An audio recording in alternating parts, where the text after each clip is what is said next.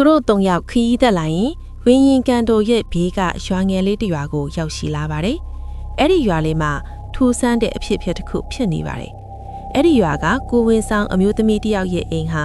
ညဘက်ဆိုရင်မော်အတက်မဟုတ်တဲ့ဖြူစင်တဲ့အဖြူရောင်အလင်းတန်းတီထွက်ပေါ်နေလာပေါ့။ရွာသားတွေကတော့ဒါကိုနမိကောင်းတစ်ခုလို့ယူဆနေကြတယ်။မင်းကတောင်ဝေးကတုံကာနေတာကိုကြည့်ပြီးဦးလေးကျွန်တော်တောင်ဝေးကဒီအိမ်သားရောက်မှအရန်တုံနေတယ်ဗျာပြီးတော့ဖိုးဖိုးရဲ့အလင်းဆက်လေးကလည်းအဲ့ဒီအိမ်ထဲကိုတန်တန်မတ်မတ်ဝင်သွားပြီကြိုးစွာကမျက်လုံးတွေကိုပိတ်ပြီးအာယုံခံကြည့်ရင်ဒါအဖိုးဦးတုတရဲ့မိတာထက်တွေပဲသူကလောကကြီးကိုကူညီဖို့အထက်လူပြန်ဝင်စားတော်မယ်ထင်နေမိမိဒီသတင်းကိုကြားရတဲ့အခါအမောင်လောကသားတွေဟာထိတ်လန့်သွားကြတယ်ဘိုးတုတလူပြန်ဝင်စားလာရင်သူတို့ရဲ့အမောင်အင်အားစုတွေဖြစ်စည်းတော်မယ်ဆိုတာသိကြတာပေါ့အောက်လင်းဆရာအုပ်စုတစုဟာအဲ့ဒီအိမ်ကိုဝိုင်းထားပြီးကလေးမမွေးနိုင်အောင်ဓမ္မမဟုတ်ဝင်းရင်ကိုအမောင်သွင်းဖို့အောက်လင်းနီးနဲ့ကျင်းစာတိုက်ဖို့ပြင်ကြတယ်ငပုံနာကဟိုမှာကြည့်စမ်းအိမ်ပတ်လည်းမှာအမြဲရောင်မြူကိုတွေဝိုင်းနေပြီသူတို့ကဘိုးဘိုးလူဝင်စားမှာကိုတားဆီးဖို့ကြိုးစားနေကြတာမင်းငပုံနာနဲ့ကျော်စွာတို့၃ယောက်သားအိမ်ရက်1300မှာနေရာယူလိုက်ကြတယ်ကျော်စွာကအပြင်ကအမောင်ကျင်းစာတွေကိုပြန်ကန်ထုတ်တယ်ငပုံနာကမြင်းမဲနဲ့အောက်လန်းဆရာတွေရဲ့တီနေရာကိုရှာပြီးအလင်းနဲ့တိုက်ခိုက်တယ်မင်းကတော့တောင်ဝေးကိုမြောက်ပြီးအိမ်ထဲကမိခင်နဲ့ကလေးကိုအလင်းတိုင်းကြီးနဲ့ကာကွယ်ပေးထားတာပေါ့မင်းကကျွန်တော်တို့ခွင့်မချတည်းဘဲအမောင်တို့မှဒီအိမ်ထဲကိုမဝင်စေရဘူးမိုးတောင်ရန်အချိန်မှာအိမ်ထဲကနေကလေးငယ်လေးတယောက်ရဲ့အာရပါစငိုတန်းထွက်ပေါ်လာခဲ့ပါတယ်အဲ့ဒီအချိန်မှာကောင်းကင်ကနေအလင်းတိုင်းကြီးတစ်ခုဆင်းလာပြီးအိမ်ထဲကိုဝင်သွားတာပေါ့အပင်ကအောက်လန်းဆရာတွေအားလုံးဟာအလင်းတန်ကြောင့်လွင်စင်သွားကြပါတော့တယ်မင်းတို့အိမ်ထဲကိုဝင်ကြည့်ရခါမွေးကင်းစကလေးငယ်လေးရဲ့လက်ဖွားမှာဘိုးတုတော်ရဲ့တောင်ဝေးပုံတံအမတ်တိုင်းလေးတစ်ခုပါလာတာကိုတွေ့လိုက်ရပါတယ်ကလေးရဲ့မျက်လုံးတွေကလည်းအရန်ကိုတီးငင်ကြည်လင်းနေခဲ့တယ်ဗျာကျော်စွာကဝမ်းတံမျက်ရည်ကြရင်တုတမင်းတကယ်ပြန်လာခဲ့တာပဲမင်းရဲ့လမ်းစဉ်ကမပြတ်တော့ဘူးမင်းတို့၃ယောက်ဟာကလေးငယ်လေးကိုကြည်ပြီးပြုံးနေကြလေအခုတော့သူတို့မှာတာဝန်တစ်သိရှိလာခဲ့တာပြီအဲ့ဒါကတော့ဒီကလေးငယ်အရွယ်ရောက်လာပြီးအလင်းတိုင်းကိုပြန်လဲဆက်ခံနိုင်တဲ့အထိစောင့်ရှောက်ပေးဖို့ပဲပေါ့ဗျာကျော်စွာကကဲအခုတော့ငါတို့ဒီကလေးကိုကာကွယ်ရင်ခရီးဆက်ရမှာပေါ့ဆိုပြီးခရီးဆက်လာလိုက်ကြပါတယ်ခရီးဆက်လာလိုက်တာသူတို့၃ယောက်လျှော့ခွက်ဆန်တဲ့ကျွမ်းကြီးတစ်ခုပေါ်ရောက်ရှိလာပါတယ်အဲ့လိုနဲ့သူတို့၃ယောက်ခိုးအောင်နှားစီကြတာပေါ့ရုတ်တရက်ပင်လျေတွေကမဲနဲ့လာပြီးကောင်းကင်မှာသွေးရောင်လွှမ်းတဲ့လှကြံကွေးကြီးပေါ်လာခဲ့တယ်ဒါဟာတာမန်အမှောင်တို့မဟုတ်ပဲနှစ်ပေါင်းရာကြီးကြင်ကြံလာတဲ့အောက်လန်းဝိစာကြီးရဲ့ကြွရောက်လာခြင်းပဲဖြစ်တယ်ငပုံနာကမျက်မှန်ကိုတင်းဆုပ်ရင်အသားနဲ့တုံနေရွယ်မဖြစ်နိုင်ဘူးဒါအောက်လန်းဝိစာအကတဲ့သူကတေချင်းတရားကိုတောင်အောင်နိုင်ထားတဲ့သူကိုယ်တိုင်ကလေးကိုလာလို့တာလားကြောက်ဆောင်တစ်ခုပေါ်မှာဝိယုံနဲ့ကြီးကိုခြုံထားတဲ့အဖိုးကိုတောင်ကော်လာတယ်သူ့ရဲ့လက်ထဲမှာအယိုးဆူကောင်းจัดထားတဲ့တောင်ဝဲတစ်ချောင်းပါပြီးသူလန်းလိုက်တဲ့ခြေလန်းတိုင်းမှာမြေကြီးကအကွဲပြီးအစိတ်ငွေတွေထွက်လာတာပေါ့မိစ္ဆာအကအေးဆက်လောင်းပြောင်းတဲ့အတန်းနဲ့သူ့မင်းကကလေးဘဝနဲ့ငါးစီပြန်လာတာလားမင်းရဲ့ဝိညာဉ်ကိုငါ့ရဲ့အောက်လိုင်းပညာတွေထဲမှာထာဝရကျွန့်ပြူထားရမယ်ကျော်စွာကသူ့ရဲ့အစွမ်းအရှိသမျှကိုစုစည်းပြီးအောက်လန်းဝိစာကြီးကိုတားဆီးဖို့ကြိုးစားတယ်ဝိစာကြီးကလက်တစ်ချက်ဝေးလိုက်ရုံနဲ့ကျော်စွာရဲ့အလင်းတိုင်းတွေဟာထန်သားပြင်လိုကွဲအပ်ကုန်တာပေါ့ကျော်စွာဟာဒဏ်ရာတွေနဲ့လဲကျသွားပြီးမင်းကိုအော်ဖြိုးလိုက်တယ်ကျော်စွာကမင်းကလေးကိုယူပြီးဟိုဘက်ကန်းကသစ္စာကြောက်တိုင်စီကိုအပြင်းပြေအဲ့ဒီမှာပဲအောက်လန်းဝိစာကြီးရဲ့အမောင်တို့ကိုတားနိုင်လိမ့်မယ်မင်းကကလေးကိုရင်ဘက်မှာပွေ့ချီပြီးအသေးအတန်ပြေးညီတော့ဝိစာကြီးကသူ့ရှေ့မှာဖြက်ခနဲပေါ်လာပြန်တယ်ဝိစာကြီးကသူ့ရဲ့အောက်လန်းတလဲတွေနဲ့ကလေးကိုလမ်းဖတ်လိုက်တဲ့အချိန်မှာပဲမင်းကဘိုးတုတရဲ့တန်ဝေးကိုကန့်လန့်ဖြတ်ပြီးခုခံလိုက်တာပေါ့မင်းဒီကလေးကိုထိဖို့ဆိုရင်ကျွန်တော်အလောင်းကိုအရင်ကြော်သွားရမယ်အောက်လန်းဝိစာကြီးရဲ့အောက်လန်းစွမ်းအားတွေကမင်းကိုဝါမျိုးတော့မယ်အချိန်မှာပဲမင်းရဲ့ရင်ခွင်ထဲကကလေးငယ်လေးကငိုယိုကြီးမရှိပဲဝိစာကြီးအကကိုတဲ့စိုက်ကြည့်ပြီးလက်ကလေးကဖက်လှမ်းလိုက်တယ်အဲ့ဒီအချိန်မှာကလေးရဲ့လက်ဖွားကနေအဖြူရောင်လျက်စီတန်းကြီးထွက်ပေါ်လာပြီးဝိစာကြီးရဲ့ရင်ဘက်ကိုတဲ့မှန်သွားပါတော့တယ်အောက်လန်းဝိစာကြီးအကကအန်အိုးတုံလို့ဆိုတာအော်ဟစ်လိုက်ရင်းနဲ့ ဒါမွေးကင်းစာကလေးရဲ့စွမ်းအားမဟုတ်ဘူးဒါဟာဓမ္မရဲ့စွမ်းအားပဲအောက်လန်းဝိဇာကြီးဟာအလင်းထန်ကြောင့်အငွေ့ပြန်သွားသလိုပျောက်ကွယ်သွားပေမဲ့သူကကျိန်စာတခွန်းထားခဲ့တယ်ငါနောက်15နှစ်မှာပြန်လာခဲ့မယ်တဲ့အဲ့ဒီနောက်မှာတော့ကျွန်းပေါ်မှာနေတိုင်းကြီးပြန်လဲထွက်ပေါ်လာခဲ့ပြီကျွန်းရဲ့ကမ်းခြေမှာအသက်15နှစ်အရွယ်လူငယ်လေးတစ်ယောက်ကအဖိုးတူတာရဲ့တန်ဝေးကိုကျွမ်းကျင်စွာကစားနေတယ်သူ့ရဲ့ဘေးမှာတော့အသက်ကြီးသွားခဲ့တဲ့မင်းမင်းကြော်စွာနဲ့ငပုံနာတွေကဂုံယူစွာကြည့်နေကြတာပေါ့မင်းမင်းကပြုံးရင်းနဲ့တူတာမင်းအစင်သိမ့်ဖြစ်ပြီလားလောကကြီးကမင်းရဲ့အလင်းကိုစောင့်နေလားလေလူငယ်လေးကတန်ဝေးကိုမြေကြီးမှာစောင့်လိုက်တဲ့အခါကျွန်းတစ်ခုလုံးအလင်းတွေဝေစားသွားပါတော့လေအောက်လန်းဆရာအဖိုးတူတာဇလန်းနောက်အတွက်ဆက်တွေနားထောင်လို့ရအောင်လဲ channel လေးကို subscribe လုပ်ထားလိုက်ကြအောင်နော်တငယ်ချင်းတို့အားလုံးလည်းပျော်ရွှင်ချမ်းမြေကြပါစေတူတာဟာမောင်မင်းနေတဲ့ကူပါကိုရောက်တဲ့အခါအဘိုးငပုံနာလက်ဆောင်ပေးခဲ့တဲ့ဝိဆာမျက်မှန်ကိုတက်လိုက်တယ်။အဲ့ဒီမျက်မှန်ကသစိန်ကြည့်လိုက်ရင်ရိုးရိုးလူတွေမမြင်ရတဲ့အောက်လန်းကျင်စာအမြင်တန်းတွေကိုမြင်နေရတာပေါ့။တူတာဟာခြေလန်းတစ်ချက်ချင်းစီကိုအောက်လန်းအင်းကွက်တွေပေါ်မနှင်းမိအောင်ဝိဆာအကြက်နဲ့လေပေါ်မှာပေါ်ပါစွာပြန်ဝဲပြီးမြင်သွားခဲ့တယ်။တူတာကစိတ်ထဲကနေရွတ်ဆိုရင်အလင်းရှိရာအမောင်မလားသစ္စာရှိရာဘေးမခါပါဂူရဲ့အလေးဘဟုမှာပထမဆုံးကျန်းစာကိုကင်ဆောင်ထားတဲ့အေယာမကြောက်သားမိစာကြီးကနိုးထလာခဲ့တယ်သူကလက်တစ်ချက်ဝိတ်လက်ယုံနဲ့ဂူတစ်ခုလုံးတုန်ခါသွားပြီးကြောက်တုံးကြီးတွေသူ့တစီကိုပြိုကျလာတာပေါ့သူတာကတောင်ဝေးကိုဝှေ့ရမ်းလိုက်တဲ့အခါတောင်ဝေးကနေအလင်းတိုင်းဒီမဟုတ်ပဲအလင်းလိုင်းတွေထွက်လာပြီးကြောက်တုံးတွေကိုလေထဲမှတင်ဖုံမုံဖေပလောင်လေးပစ်လိုက်တယ်ဗျာကြောက်သားမိတ်စာကမင်းကတူတရဲ့မျိုးဆက်လားအလင်းဝိစာအတက်ကိုမင်းဘလောက်ထိတက်မြောက်ထားလဲကြည့်ရသေးတာပေါ့မိတ်စာကြီးကအောင်လန်းမီးကြောက်တွေကိုသူအဲ့လိုနဲ့တူတာကခီးဆက်ခဲဟာလာပြည့်ညတညဖြစ်ပေမဲ့တောအုပ်ကြီးထဲမှာလာရောင်ကမြေကြီးကိုမထိနိုင်ဘူးအေယာမညောင်ပင်အိုကြီးချစ်ပင်ရဲ့အောင်မှာအနီရောင်ဖျောင်းတိုင်တွေစီးချက်မကြပဲလင်းနေတယ်အောက်လန်းဆရာတစုဟာတစ်သားရွတ်တူတွေကိုအဲ့နဲ့ထိုးပြီးဂါထာတွေတိုးတိုးရွတ်နေကြတာပေါ့တူတာဟာပစိုးခတ်တူတို့ကိုခါတောင်းကြိုက်အပေါ်ပိုင်းဗလားနဲ့အဲ့ဒီနေရာကိုဖြည်းဖြည်းချင်းရှောက်လာတယ်သူ့ရဲ့ရင်းပံမှာဘိုးတူတာရဲ့အလင်းဆက်ပါတဲ့ဆွဲသီးလေးကမှင်ပြက်ပြက်လေးနေတယ်တူတာကတင်ငိန်စွာနဲ့ဗရိတ်ရည်နဲ့မနိုင်တဲ့အမုန်းတွေကိုကျွန်တော်ရဲ့အတိအမြတ်နဲ့လာစီးကြိုးဖေးတာပါလမ်းဖေးပြီးကြပါအောက်လန်းဆရာကြီးကတင်မင်းတိုင်လူခေါ်တဲ့အမဲရောင်အင်းကွက်ကြီးကိုတူတာရဲ့ခြေဘဝအောက်ကိုပစ်လွတ်လိုက်တယ်ရုတ်တရက်မြေကြီးထဲကနေဝิญဉာဏ်လက်တံတို့ထွက်လာပြီးတူတာရဲ့ခြေထောက်တွေကိုဆွဲထားတာပေါ့တူတာကတိုင်းခွက်ဒီနဲ့မယုံမဲလက်နှစ်ဖက်ကိုအိုးပြီးမေတ္တာတော့ကိုအတန်မထွက်ပဲစိတ်ထဲကနေရွတ်ဆိုလိုက်တယ်တူတာကစိတ်ဆွမ်းအားချင်းအမုန်းကြောင့်ဖွဲ့ထားတဲ့အင်ကွက်အလင်းကြောင့်ပြေးစေပါတူတာရဲ့ခြေဘဝကနေဖြူစင်းတဲ့အလင်းလိုင်းတွေဖျားထွက်သွားပြီးဝิญဉာဏ်လက်တံတွေကိုကြည်လီနဲ့အခိုးငွေတွေအဖြစ်ပြောင်းလဲသွားစေခဲ့တယ်ညောင်ပင်ပေါ်ကနေအောင်လန်းဝိစာဦးကောလဆိုသူဆင်းလာတယ်သူကလူသေးအယိုးကွင်းတွေကိုလေပင်မှာဆွဲထားပြီးလက်ထဲမှာဝิญဉာဏ်ဖန်းအိုးတဲ့လုံးကိုကင်ထားတာပေါ့သူကအိုးအဖုံကိုဖွင့်လိုက်တဲ့အခါနာကျင်နေတဲ့ဝิญဉာဏ်တွေကမိခိုးအငွေတွေလိုတူတာကိုဝိုင်းလာကြတယ်ဦးကောလာက၆ချားပွဲရဲတန်းနဲ့မင်းရဲ့အလေးနဲ့ဒီလိုနာကျင်နေတဲ့ဝิญဉာဏ်တွေကိုဘယ်လိုလုပ်မလဲသူတို့ကိုမင်းတတ်ရင်မင်းလက်ငရဲကြမယ်မတတ်ရင်သူတို့ကမင်းကိုတတ်လိမ့်မယ်တူတာဟာတောင်ဝေးကိုမြေကြီးမှာမတ်မတ်စိုက်ပြီးဝิญဉာဏ်တွေရဲ့ခြားထဲမှာမျက်လုံးမှိတ်ထိုင်ချလိုက်တယ်သူကသူ့ရဲ့ခန္ဓာကိုယ်ထဲကနှွေးထွေးတဲ့အလင်းကိုအပြင်ကိုထုတ်လွှတ်လိုက်တာပေါ့အဲ့ဒီအလင်းကတိုက်ခိုက်တာမဟုတ်ပဲမိခင်တယောက်ရဲ့ပွေ့ဖတ်မှုမျိုးနဲ့ဝิญဉာဏ်တွေကိုအေးချမ်းစေခဲ့တယ်တူတာကခမားတို့မှာအပြစ်မရှိမှာဘူးခမားတို့ကအတုံးချခံရတာပါအခုလွတ်လပ်စွာသွားနိုင်ကြပါပြီဝิญဉာဏ်တွေဟာအောက်လင်းကျင်စားတွေပြေသွားပြီးတူတာကိုဥညွတ်သွားအလင်းဆက်လေးတွေအဖြစ်ကောင်းကင်ကိုပြန်တက်သွားကြပါတော့တယ်ဦးကောလာရဲ့ဝิญဉာဏ်ဖန်းအိုးလေးကွဲအပ်သွားခဲ့ပြီအောက်လင်းဆရာတွေဟာတူတာရဲ့စွမ်းအားရှိမှကြောက်လန့်တရားထွက်ပြေးကုန်ကြတယ်ဦးကောလာတော့ဒူးတော့ကြကြံရဲခဲ့တာပေါ့တူတာဟာညောင်ပင်ကြီးအောက်ကအမောင်ကျင်းစာတွေကိုဖယ်ရှားပြီးတဲ့နောက်အဝေးကမြူကိုတွေဝေနေတဲ့တောင်တန်းကြီးစီကိုကြည့်လိုက်တယ် အဲ့ဒီမှာနောက်ဆုံးရန်သူအောင်လန်းဝိစာအက်ကဆိုသူစောင့်နေတာကိုသူသိလိုက်ရတယ်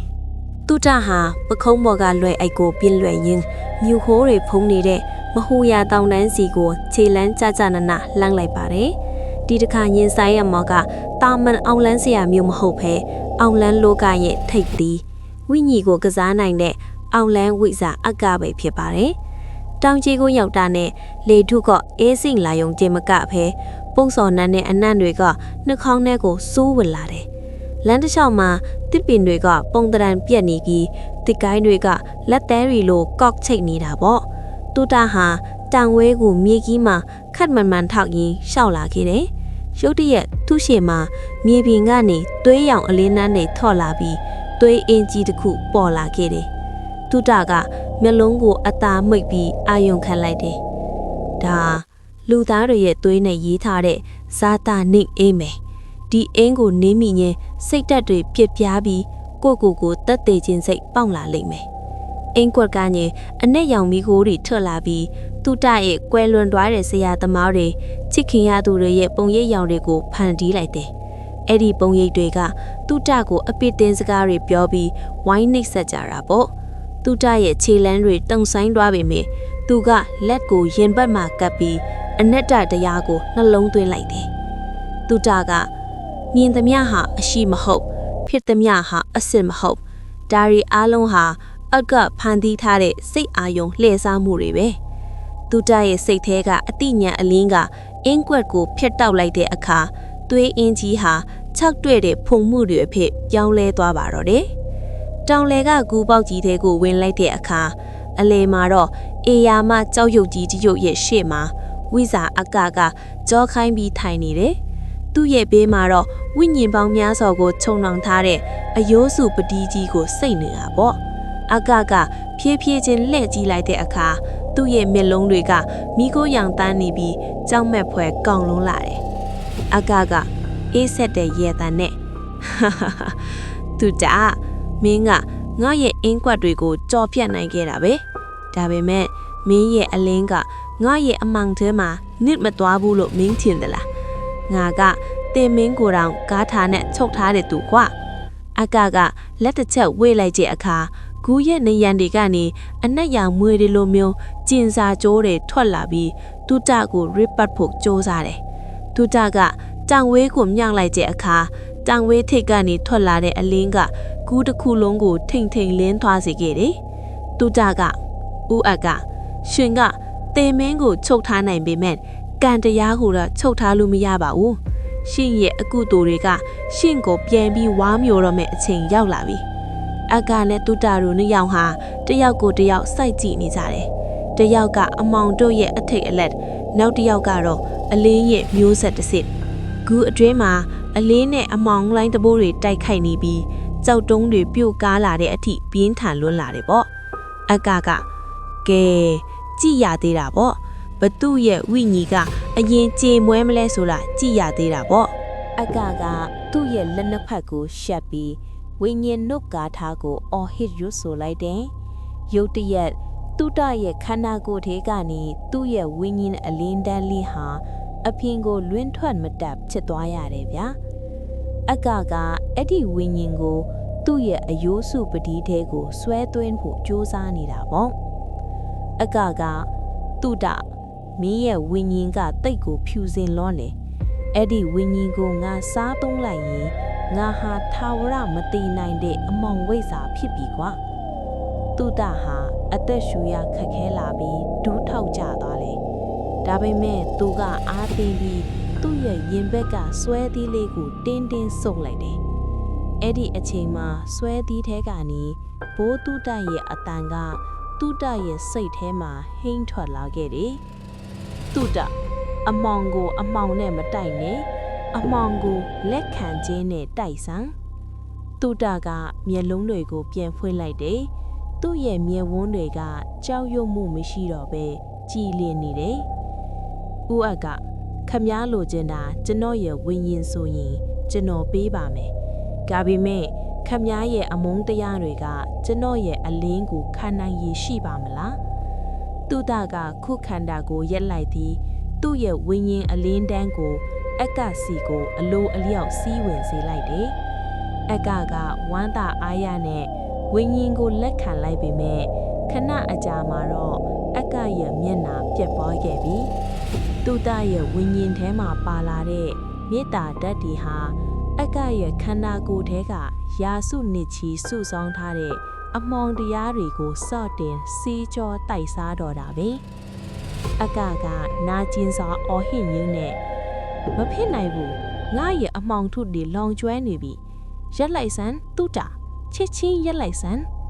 အက်ကရဲ့ခန္ဓာကိုယ်ထဲကနေအနက်ရောင်အခိုးအငွေ့တွေမြောင်းမြောင်းစွာထွက်လာပြီးကိုယ်အပြင်ဘက်ကိုလွင်စင်သွားကြတယ်။အဲ့ဒီအခိုးအငွေ့တွေဟာအက်ကအထုံးချခဲ့တဲ့ဝိညာဉ်တွေရဲ့ကျင်းစားတွေပဲပေါ့။အခုတော့အဲ့ဒီဝိညာဉ်အားလုံးလွတ်မြောက်သွားကြပြီ။အက်ကရဲ့ရုပ်သွင်းထားလဲကြောက်မဲ့ဖွယ်ကောင်းတဲ့ပုံစံကနေတာမန်စရာထောင်းနေရဲ့အဘိုးအိုတူအဖြစ်ပြောင်းလဲသွားမှာတော့တယ်။ဂူးရဲ့အမုတ်တွေကွဲအပ်သွားပြီးအာယုံဦးနေဆောင်ကြီးကသူ့ကနဲ့အက်ကတို့အပေါ်ကိုကြားရောက်လာခဲ့ပြီ။အက်ကဟာမြေကြီးပေါ်မှာအားအိမ်ကုန်ဆက်စွာလေးကြော်နေရင်းနဲ့နေဆောင်ကိုဂေးညီနေတယ်။သူ့ရဲ့မျက်လုံးထဲမှာပထမဦးဆုံးအချိန်ကြီးမျက်ရည်တွေစီးကျလာခဲ့တယ်။အက်ကတိုးဖြော့သောအသာနဲ့ငါအမှောင်ထဲမှာနေခဲ့တာကြာလာပြီ။အလင်းကဒီလောက်နွမ်းထွေးမှန်းအခုမှတီးတော့တယ်။သူတကပြောတယ်။ဦးအမားကိုတီးရင်အလင်းတဲကိုပြန်လာလို့ရပါသေးတယ်။သူတဟာတောင်ကြီးကိုပြန်ဆင်းလာခဲ့တယ်။သူ့ရဲ့ကြောနောင်မှာတော့မဟူယာတောင်တန်းကြီးဟာမြူကိုးတွေကင်းစင်းပြီးစိမ့်လဲဆူပြေတဲ့တောင်ကြီးအဖြစ်ပြန်လဲနိုးထလာခဲ့ပြီအဝေးကရွာသူရွာသားတွေကလည်းသူတကိုဝမ်းသာအားရသည့်ကြိုဆိုကြပါတော့တယ်အဲ့ဒီလိုနဲ့သူတဟာခြုံနွဲတဲ့ပိတ်ပေါင်းနေတဲ့မြို့ရိုးဟောင်းကြီးတစ်ခုကိုရောက်ရှိလာပြီးအဲမြို့ရိုးဟောင်းကြီးရှိမှရက်လိုက်တယ်အဲ့ဒီနေရာကနေထွက်ပေါ်လာတဲ့အငွေ့အသက်ကအက်ကရဲ့အောက်လန်းပညာထက်ပိုပြီးရှေးကျလွန်လာတဲ့အဲ့ဒါကတော့နန်းတွင်အောက်လန်းလို့ခေါ်တဲ့ရှေးဘရင်တွေလက်ထက်ကတည်းကပိတ်လောင်ထားခဲ့တဲ့မှန်ကိုကွက်ကျိန်စာမေးဖြစ်ပါတယ်။တူတာကမြေကြီးကိုလက်နဲ့ဆန်ပြီးကားထတပုတ်ကိုတိုးရွတ်လိုက်တယ်။ဒီမြေအောက်မှာနှစ်ပေါင်းရာကြီးနာကျင်နေတဲ့ဝိညာဉ်တွေရှိနေလေ။သူတို့ကအလင်းကိုမမြင်ရတာကြာပြီပဲ။တူတာမျိုးရိုးတွေကိုချေးချလိုက်တာနဲ့ပတ်ဝန်းကျင်တစ်ခုလုံးက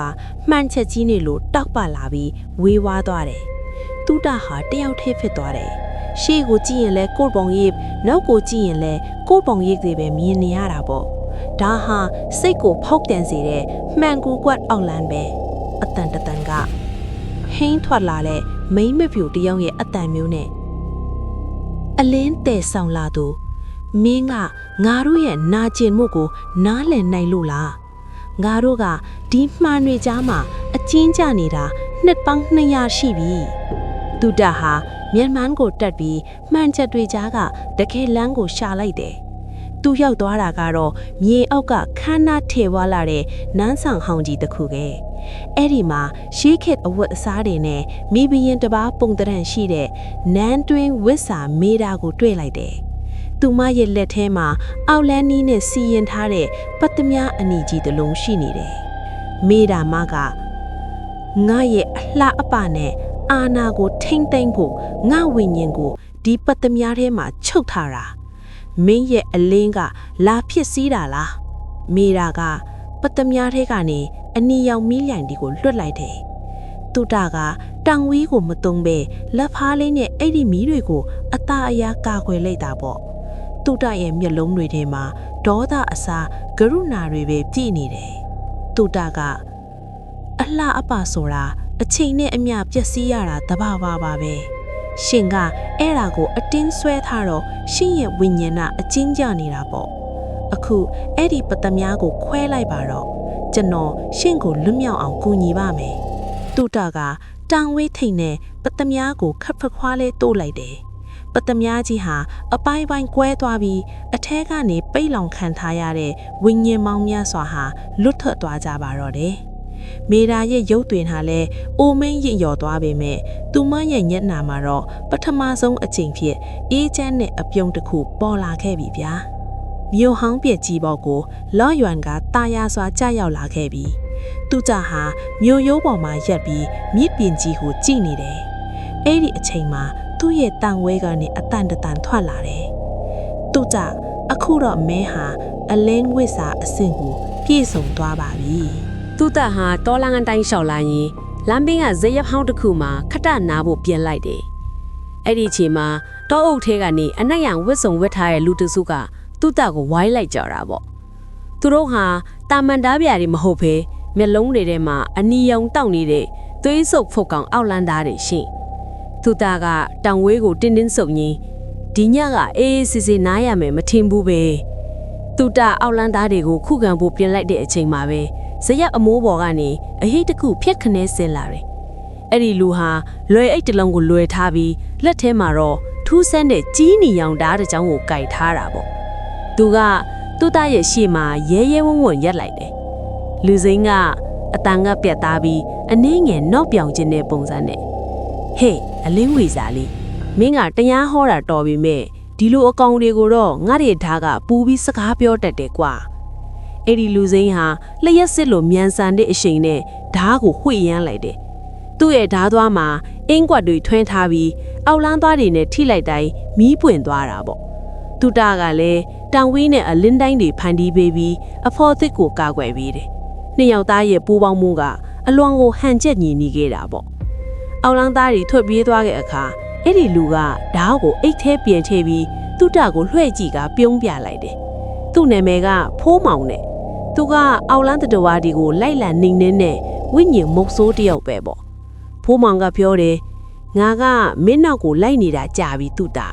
ငါအဖိုးကပြောဘူးတယ်အလင်းမျိုးဆက်ပေါ်လာတဲ့နေ့မှာသူ့ကိုကာကွယ်ပေးမဲ့ဓာတ်ဒဇင်ရှိရမယ်တဲ့အဲ့ဒါငါပဲတဲ့သူ့တာကပြုံးရင်လက်ကမ်းပေးလိုက်တယ်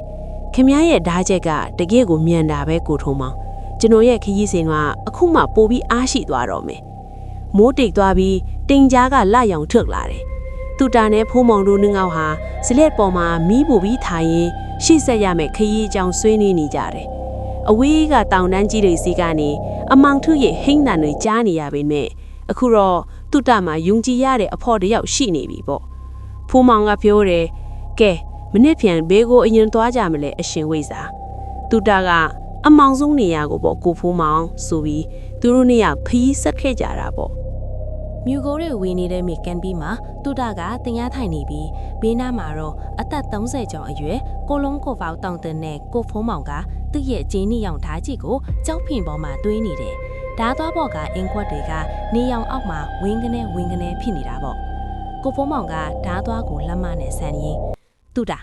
ဟိုဘကန်ကရွာသားတွေပြောတာတော့မြက်လယ်မှာတစီတင်ပေါ်ကြီးပေါ်ပေါ်လာတတ်တယ်တဲ့အဲ့ဒီတင်ပေါ်ပေါ်တက်သွားတဲ့သူဘယ်သူမှပြန်မလာဘူးပြောကြတယ်အောက်လန်အနံ့တော့တော်တော်ရနေပြီတူတာနဲ့ကိုဖိုးမောင်တို့ဟာလင်ငယ်လေးတစ်စင်းနဲ့မြက်လယ်ကိုထွက်လာကြတယ်ရုတ်တရက်မြူထူးတွေကြားကနေဟောင်းနှွမ်းစုပ်ပြက်နေတဲ့ရှီဟောင်းမီတင်ပေါ်ကြီးတစ်စင်းပေါ်လာတဲ့တင်ပေါ်ပတ်ပတ်လင်းမှာတော့အစိမ်းရောင်ဝင်းရင်မီလီယံတွေတောက်နေတာပေါ့တူတာကကိုဖိုးမောင်တတိထားဒါကတာမန်တစီတင်ပေါ်မဟုတ်ဘူးဝင်းရင်ထောင်ချောက်တစ်ခုပဲတူတာရဲ့အလင်းစွမ်းအားကြောင့်အောက်လန်းအင်ကွက်ပေါက်ကွဲသွားပြီးတင်ပေါ်ကြီးဟာတတိဖြည်းရေးအောက်ကိုနစ်မြုပ်သွားသေးပြီတူတာနဲ့ကိုဖိုးမောင်တို့ကတော့လှေငယ်လေးပေါ်ကိုအချိန်မီခုန်ချနိုင်ခဲ့ကြတာပေါ့ဝင်းရင်တွေကတော့အဖြူရောင်အလင်းတန်းလေးတွေအဖြစ်ကောင်းကင်ကိုပြန်တက်သွားကြတာကိုသူတို့နှစ်ယောက်ကြည့်နေကြတယ်ကမ်းခြေကိုပြန်ရောက်တဲ့အခါနေမင်းကစတင်ထွက်ကြပြူလာပြီကိုဖိုးမောင်ကသူ့ရဲ့ဓာတ်ကိုအိတ်ကလေးပြန်ထည့်ရင်တူတာရဲ့ပခုံးကိုပုတ်လိုက်တယ်ကိုဖိုးမောင်ကခမည်းရဲ့အလင်းနဲ့ကျွန်တော်ရဲ့ဓာတ်တော်တော်လေးအတွဲညီသားတဲ့တူတာနောက်ကနီယာကပဲမှလေတူတာကပြုံးရင်အနောက်တောင်ဘက်ကိုတော့ညွန့်ပြနေရဲ့ဟိုဘက်ကမဟူယာတောက်အုပ်စီကိုတွားရအောင်ကိုဖိုးမောင်အဲ့ဒီမှာကျွန်တော်တို့ရဲ့နောက်ထပ်စိန်ခေါ်မှုကစောင့်နေလိမ့်မယ်လို့ပြောပြီးတူတာနဲ့ကိုဖိုးမောင်တို့ခရီးဆက်ခဲ့ကြပါတယ်တောအုပ်ကြီးကမောင်မောင်းမြင်းမိနဲ့တစ်ပင်တွေကတပင်နဲ့တပင်ရှစ်လွင်နေတာကြည်ရတာအေးရမပင်ကူအင်ကြီးတခုလိုပဲတူတာကရှေ့ကနေလမ်းပြလာပေမဲ့ကိုဖိုးမောင်မှာတော့တခုခုကိုစိုးရိမ်နေသလိုမျက်နှာပြက်နေတာကိုတူတာစတိထားမိလိုက်တယ်တူတာကကိုဖိုးမောင်ခ ခမရတခုခုဖြစ်နေတယ်လို့ပဲဒီတော့ထဲမှာခမရမကြိုက်တဲ့အရာတခုခုရှိနေလို့လားကိုဖိုးမောင်ကဓာယုကိုတင်းတင်းဆုပ်ကိုက်ထားတဲ့ရင်းနဲ့ဒီတော့ကကျွန်တော်ရဲ့မိသားစုကိုအောက်လန်းနီးနဲ့တက်ခဲ့တဲ့စွန့်ကဝေပူးမောင်ခိုအောင်နေတဲ့နေရာပဲသူသားကျွန်တော်ဒီဓာကိုကင်ခဲလာသူနဲ့ပြင်တွေ့ဖို့အတွက်ပဲသူတို့တောနတ်ထဲရောက်တဲ့အခါရုတ်တရက်တစ်ပင်ဒီဘော်ကနေလူအယိုးစုတွေနဲ့လှုပ်ထားတဲ့ဝင်းညင်ဖန်းချင်း wind chimes တွေကလေးမတိုက်ဖက်မြည်လာတယ်သူတာကတောင်ဝေးကိုမြှောက်လိုက်ပြီးမဲ့ကိုဖူးမောင်ကသူ့တာကိုတားလိုက်တယ်ကိုဖူးမောင်ကနေဦးသူတာဒါကနော့ကိစ္စခမအနောက်မှာပဲနေပါကိုဖိုးမောင်ကဓားကိုဆွဲထုတ်ပြီးမြေကြီးပေါ်မှာရန်သူမလာအင်းတစ်ခုကိုဓားဖျားနဲ့အမြန်ရေးလိုက်တယ်။အဲ့ဒီအချိန်မှာပဲတစ်ဖင်ကြီးကြားကနေအနက်ရောင်ဝတ်စုံဝတ်ထားရဲ့ဥမောင်ထွက်လာခဲ့ပြီ။သူ့ရဲ့မျက်နှာကတချမ်းကမီးလောင်ထားသလိုပုံပြက်နေကြပေါ့။ဥမောင်ကလက်တစ်ချက်ဝေးလိုက်ယုံနဲ့မြေကြီးထဲကနေစူးချွန်လိုမာချောတဲ့အောက်လန်းမြစ်တွေထွက်လာပြီးကိုဖိုးမောင်ကိုထိုးဆိုင်ဖို့ကြိုးစားတယ်။ကိုဖိုးမောင်ကလေရစ်စစ်လိုမြန်ဆန်တဲ့အရှိန်နဲ့ခုန်ရှောင်ရင်းဓားနဲ့မြစ်တွေကိုပိုင်းဖြတ်လိုက်တာပေါ့ဓားကနေထွက်လာတဲ့မီးပွင့်တွေကအမောင်တို့ကိုခွဲထုတ်နေတယ်လို့ပဲဦးမောင်ကဖိုးမောင်မင်းကခုထိငါ့ကိုလက်စာချေချင်တုံးလားမင်းရဲ့ဓားပညာကငါ့ရဲ့ဝิญဉ်စစ်တေတွေကိုဘလို့လို့ရင်နိုင်ပါလေဦးမောင်ကအရိတ်တွေကိုစစ်တေတွေဖြစ်ပြောင်းလဲပြီးကိုဖိုးမောင်ကိုဝိုင်းလိုက်တဲ့အချိန်မှာသူ့တော့ကတောင်ဝဲကိုမြေကြီးမှာစောင့်လိုက်တယ်ရွှေရောင်အလင်းလိုင်းတွေကကိုဖိုးမောင်ရဲ့ဓားပေါ်ကိုစီးဝင်သွားပြီးဓားသွားကအရင်ထက်ဆယ်စားလောက်ပိုတောက်ပါလာတာပေါ့သူတကကိုဖိုးမောင်အမုန်းနဲ့မတိုက်ပါနဲ့တရားနဲ့တိုက်ပါခမရဲ့ဓားကအမောင်ကိုခွဲဖို့ပဲဖြစ်ရမယ်အလင်းအားဖြည့်ထားတဲ့ဓားချက်ကဥမောင်ရဲ့အောက်လန်းကာကွယ်မှုကိုထူဖောက်သွားပြီးဥမောင်ရဲ့လက်ထဲကအယိုးတောင်ဝေးကိုနှစ်ပိုင်းပိုင်းပစ်လိုက်တယ်ဥမောင်ဟာအောက်လန်းပြန်ပွင့်ပြီးအခုံးငွေတွေကြားမှာပျောက်ကွယ်သွားပါတော့တယ်ကိုဖိုးမောင်ကတော့ဒူးထောက်ကျသွားပြီးသူ့ရဓားကိုကြည့်တာတပြင်းအရှည်ကြီးချလိုက်တယ်။တောအုပ်ကြီးထဲမှာငိမ့်သက်ချင်းတွေပြန်ရောက်လာတယ်။ကိုဖိုးမောင်ကသူ့ရအတိတ်ကဝန်တို့ပုံလီကိုချခဲ့နိုင်ပြီးဆိုတာသူ့ရညက်နာကဖော်ပြနေတယ်။သူကသူ့တာကိုကြည့်ပြီးခေါင်းငိမ်ပြလိုက်တယ်။ကိုဖိုးမောင်ကကျေးဇူးပဲသူကခမည်းတာမရှိရင်ကျွန်တော်အမုန်းထဲမှာနစ်မွန်းသွားမှတေးကြတယ်။အခုတော့ကျွန်တော်ဓားကပို့ပြီးပေါ့လျားသွားပြီ။သူ့တာကကျွန်တော်တို့ခရီးကအခုမှအစပဲရှိသေးတာကိုဖိုးမောင်သွားကြရအောင်လူပြောပြီးခရီးဆက်ခင်ပါတော့တယ်တောအုပ်အထွတ်မှာဟောင်းနွမ်းစုပ်ပြနေတဲ့ကြောက်တိုက်ကြီးနေနဲ့သူ့တန်ဟောင်းကြီးတစ်ခုရှိနေတယ်ထူးဆန်းတာကအဲ့ဒီသူ့တန်ထဲကနေနိုင်အိုကြီးတစ်လုံးရဲ့တောက်ဆိုတဲ့အတန်ကတတော်လုံးဟိမ့်နေလာပဲ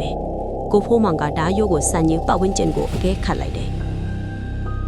သူ့တာဒီနေရာကအနတ်မကောင်းဘူးရာတေပိသားလူတွေရဲ့အနတ်ထက်ရှင်လီရက်နဲ့တေနေတဲ့လူတွေရဲ့အနတ်မျိုးရနေတယ်။သူတို့သူ့တန်ထဲချေချလိုက်တာနဲ့မြူတွေကပိုထူလာပြီးလမ်းပြောက်သွားကြတယ်။အုတ်ကူတွေကမှထိုင်နေတဲ့လူရိတ်တွေကိုတွေ့ရပေမဲ့သူတို့ကဝိညာဉ်တွေမဟုတ်ဘူးဗျာ။သူတို့ကမျက်လုံးတွေပြူးထွက်နေပြီးတစုံတစ်ခုကိုကြောက်လန့်တကြားရှာဖွေနေတဲ့ရွာသားတွေပဲဖြစ်နေတယ်။သူတာဒါအချိန်စားအောက်လမ်းပဲကိုဖိုးမောင်ဒီထဲရောက်တဲ့သူတွေဟာကိုယ့်ရဲ့အတိတ်ကနောင်တဲ့တွေထဲမှာပိတ်မိနေပြီးအပြင်ထွက်ဖို့လမ်းကိုမေ့ထွက်ကြတာ။သူ့တန်ရဲ့အလဲပဟုံမှာတန်ကြီးတက်နေတဲ့နာရီစင်ကြီးတစ်ခုရှိနေတယ်။အဲ့ဒီပေါ်မှာတော့ခေါင်းမီးခြုံထားတဲ့အချိန်ထိန်ဝိစာဦးခေါ်ဆိုသူကအချိန်နိုင်လက်တံတွေကိုလက်နဲ့လှဲ့နေလာပေါ့။သူလှဲ့လိုက်တိုင်းရွာသားတွေဟာပိုပြီးအိုမင်းသွားကြလေ။ဦးခေါ်ကအကွဲနေတဲ့အတန်ကြီးနဲ့အလင်းမျိုးစားမင်းကငါရဲ့အချိန်ဆက်သွင်းကိုရက်တန့်နိုင်မလား။မင်းရဲ့အနာဂတ်ကိုငါအခုပဲဝါမြူလိုက်မယ်။ဦးခေါ်ကနာရီလက်တံတွေကိုဓားတွေလိုတူးတာတို့စီပြစ်လွတ်လိုက်တယ်။ကိုဖိုးမောင်ကရှေ့ကနေကာကွယ်ရင်းဓားနဲ့ပိုင်းချလိုက်ပေမဲ့နိုင်လက်တံတွေကလေထဲမှာတင်ပြန်ဆက်သွားတာပေါ့ကိုဖိုးမောင်အံ့ဩသွားတဲ့အချိန်မှာတူတာကကိုဖိုးမောင်ရဲ့ပခုံးကိုလှမ်းကြိုက်လိုက်တယ်တူတာကိုဖိုးမောင်ဓားကိုမတုံးမှနဲ့ဦး